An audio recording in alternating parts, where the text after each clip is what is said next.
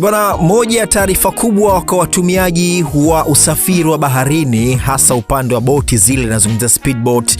Sasa taarifa kubwa ni kwamba mamlaka ya usafiri baharini Zanzibar imetangaza bei mpya za tiketi za boti kwa daraja la chini, yani economy class, ambazo zitaanza kutumika kuanzia siku Jumatatu tarehe 11 mwezi wa 5 mwaka 2026.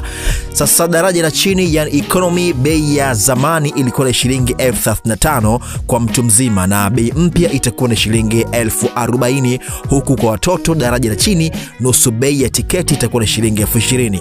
Abiria bwana waliokuwa wanapanda kwa bei ya shilingi 20,000 itakuwa ni shilingi 22,000, huku watoto watalipa shilingi 11,000.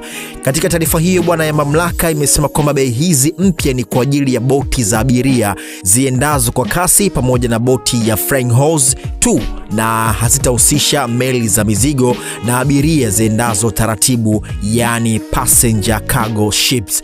Sababu za kupanda kwa bei ya tiketi ni kutokana na kupanda kwa bei ya mafuta na kuongezeka kwa bei za uagizaji wa vipuri kutoka nje ya nchi kuja Tanzania.